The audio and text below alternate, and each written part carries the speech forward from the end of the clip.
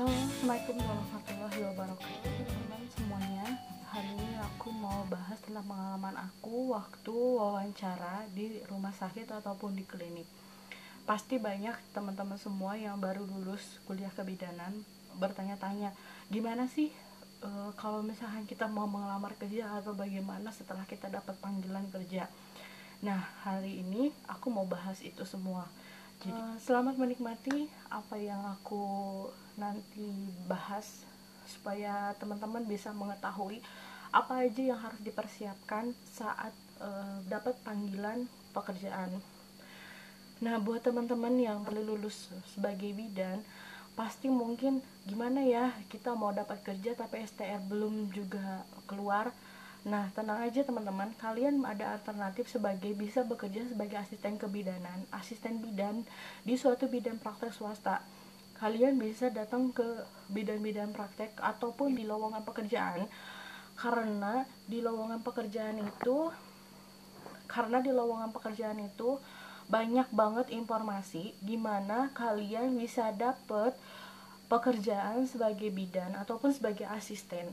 Nah, kalau misalnya kita bekerja sebagai asisten, rata-rata terkadang memang STR itu tidak terlalu menjadi prioritas, terkecuali kalau misalkan kerja di klinik. Tapi ada sebagian juga yang memang di bidan praktek swasta juga meminta teman-teman supaya mempunyai STR. Tapi kan kasihan ya buat teman-teman yang baru pertama kali lulus kuliah kebidanan, pasti bingung karena STR itu kan keluarnya itu lama, hampir kurang lebih minimal itu 6 bulan ataupun maksimal 1 tahun itu baru keluar.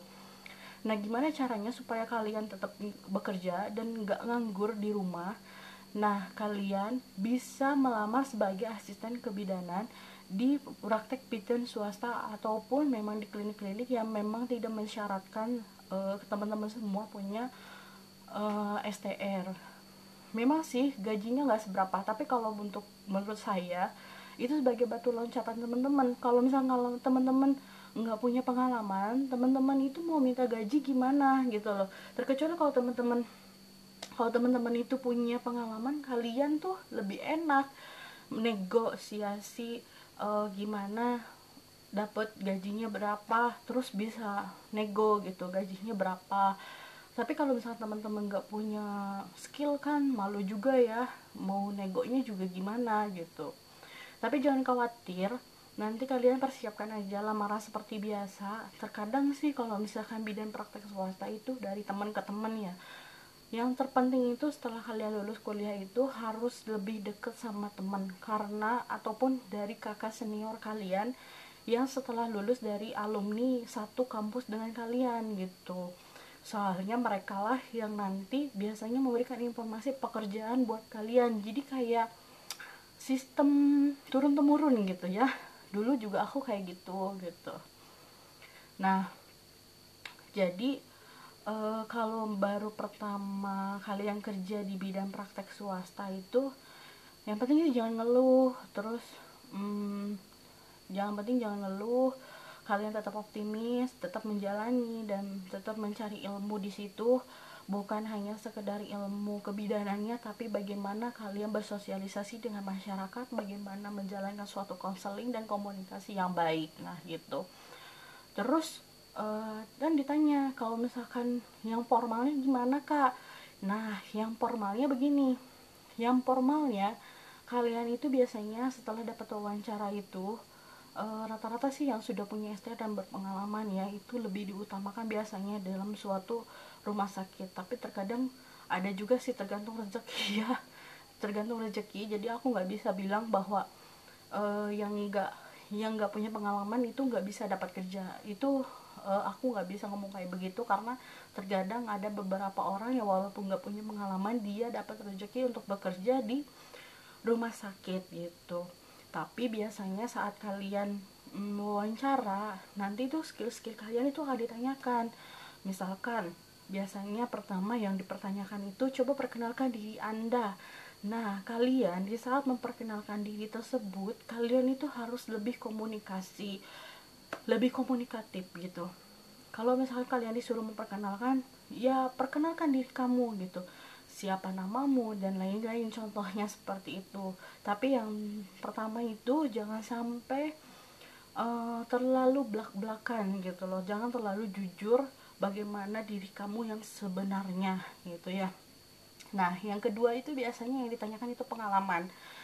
Sebelum kalian itu menulis lamaran ataupun kalian melampirkan CV ke perusahaan ataupun suatu klinik ataupun rumah sakit, kalian harus mempelajarinya terlebih dahulu, karena otomatis itu akan menjadi suatu pertanyaan. Berapa lama kalian bekerja, di mana aja kalian bekerja, apa aja pengalaman kalian selama bekerja, begitu.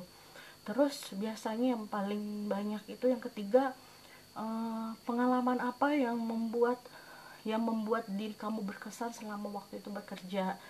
Nah, kalian tuh ceritakan aja apa yang membuat kalian berkesan waktu pertama kali dapat kerjaan, waktu dulu gitu, waktu kalian pertama kerja itu. Misalkan kalian merasa, saya tuh seneng banget waktu itu nolong lahiran gitu. Ibunya sangat dulu itu aku tuh seneng banget nolong lahiran waktu itu. Nah, pada kejadian itu terjadi bahwa bayinya itu afeksi. Ternyata saya mampu melakukan resusitasi, seperti itu contohnya. Karena kan resusitasi itu hal yang memang tidak biasa dilakukan di klinik-klinik umum ataupun di badan praktek swasta. Namun keterampilan itu kita harus punya untuk menjadi pertolongan pertama saat sebelum kita rujuk ke rumah sakit. Nah, kayak begitu ya. Itu yang menjadi suatu pengalaman menarik menurut saya, itu salah satu contohnya ya. Tapi itu bisa kalian kombinasi jadi sesuai pengalaman kalian, jadi nggak perlu ngikutin apa yang aku ceritain tadi. Nah, yang keempat itu biasanya yang kalian akan ditanyakan adalah kegawat daruratan.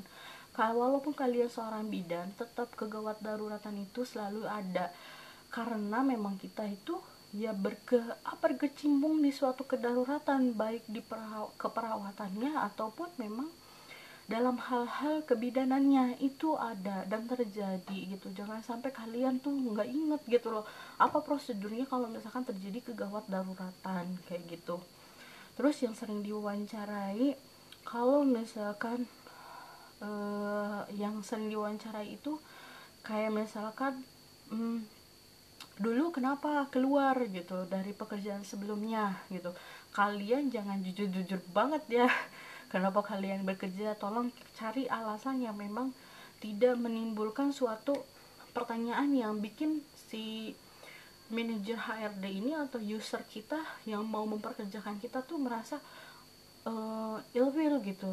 Kalau bisa kita ceritakan apa yang memang, kenapa, sebab dan alasan kita dulu resign. Misalkan saya resign karena saya resign misalkan karena memang kontraknya sudah habis gitu, dan saya tidak melakukan perpanjangan dan kembali ke kampung halaman, contoh seperti itu gitu. Terus yang selanjutnya yang biasa ditanyakan, yang terakhir itu, kalau misalkan ditanya ada suatu pertanyaan jebakan. Kalau misalkan kalian ditanya soal gaji, kalau bisa kalian jangan terlalu belak-belakan. Kalau misalkan kalian tidak mempunyai pengalaman, jangan kalian minta berapa gaji yang kalian mau, tapi kalau bisa secara bijak, bahwa bagaimana rumah sakit yang memberikan kebijakannya untuk memberikan saya gaji sesuai dengan kemampuan yang kita miliki gitu. Jadi kalau bisa jangan sampai teman-teman itu ngoyo terus maksa harus gaji sekian karena saya lulusan dari kampus yang terkenal, atau misalnya IPK saya kumlot atau apa, itu nggak bisa. Malah seperti itu yang membuat kalian itu sulit untuk mendapatkan pekerjaan gitu ya.